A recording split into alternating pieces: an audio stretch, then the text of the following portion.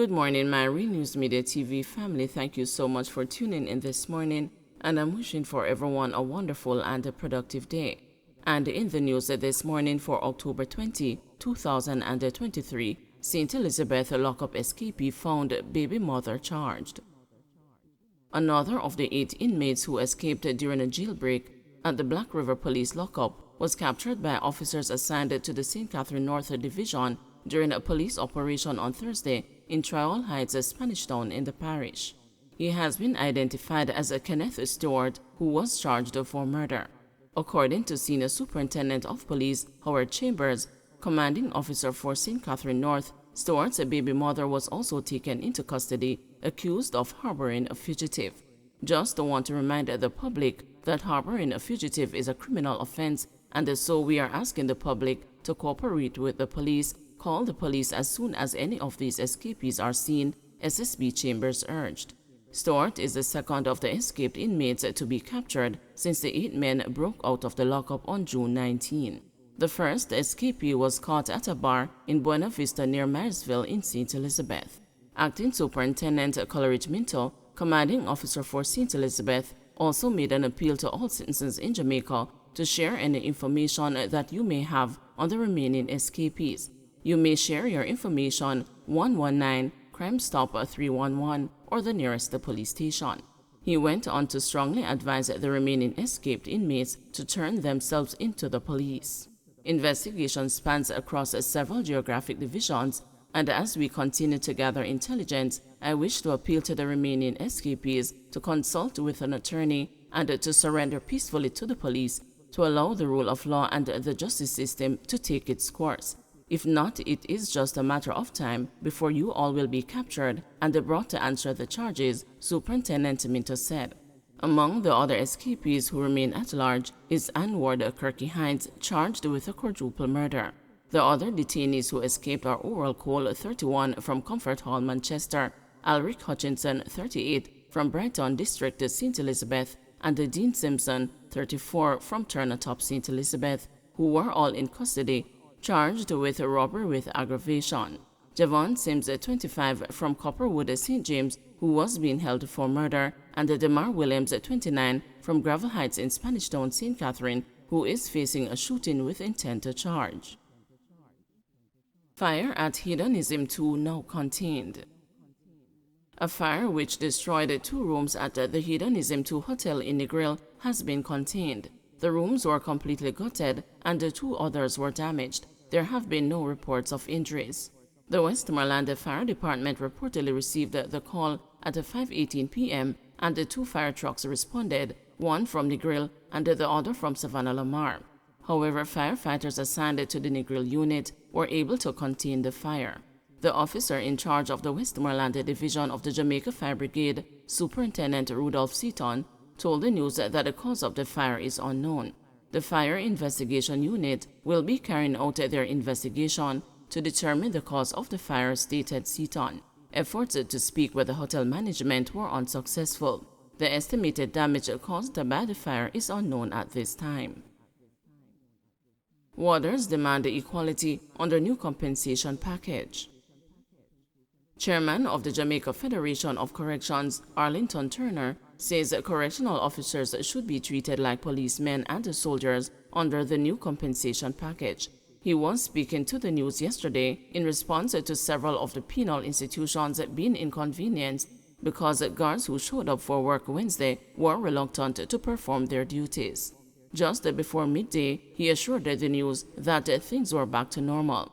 Turner said their bone of contention was over the wage negotiations under the new compensation review. We are placed in a protective service group. However, we are treated differently from the other groups within the protective service, namely the Jamaica Defense Force, the Jamaica Constabulary Force, and the Jamaica Fire Brigade. So we have been having some problems, Turner said, about what triggered yesterday's actions. He added that the warders are adamant the already strained dialogue with the Ministry of Finance is dragging along and the guards are demanding some actions through the unions.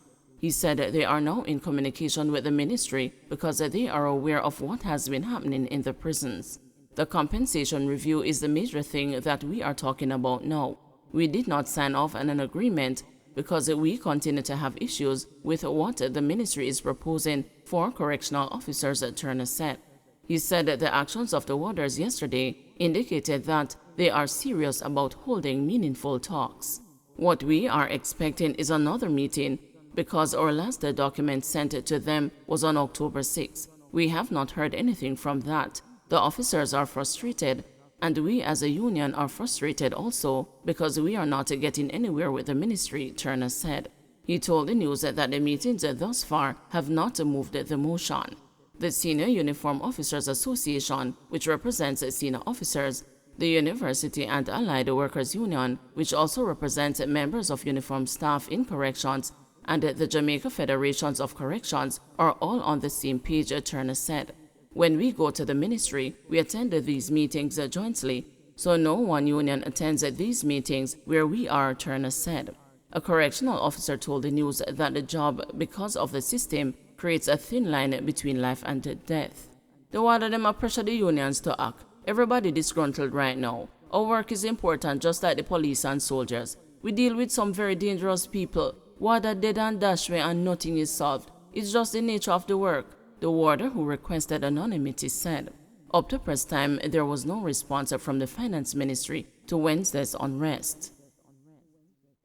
Denial of entry to Haitian migrants done according to law, says government. The government says the recent denial of entry to two groups of Haitians was done in accordance with the applicable legal framework. Human rights lobby group Freedom Imaginaries and the Jamaican for Justice have criticized the government for sending back the more than 60 Haitians without due process.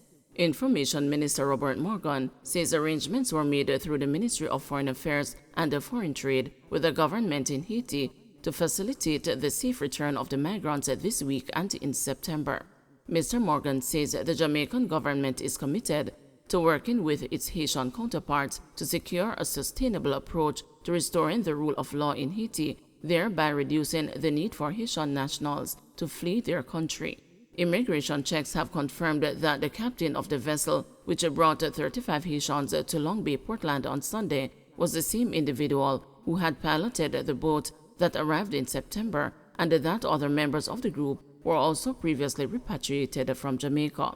Meanwhile, the group of 37 Haitians who arrived in Jamaica on July 10 and subsequently applied for asylum continue to receive support while the refugee determination process is underway.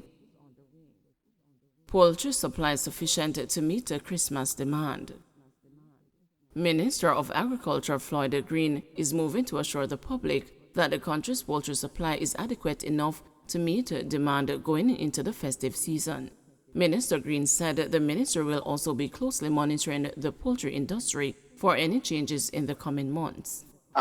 We do know our poultry producers have thus far assured me that we will have sufficiency of supply for poultry into Christmas. We have sufficient supply of pork products that is looking very, very good. Our production has been doing well this year despite the heat. So we just have to continuously monitor it. So I've asked the ministry to put in a team to each week we continuously monitor our production. If there needs to be any sort of supplementing, then we will look at it. Meanwhile, a technical field officer at Grace Kennedy Limited, Junior Ebanks, has sought to explain the shortage of several fruits and vegetables. He said this is due to the recent months-long dry spell across the island. The excess heat has reportedly affected melon, cantaloupe, and cucumber crops especially. High temperature cause abortion of flower, so we have shortage in vegetable.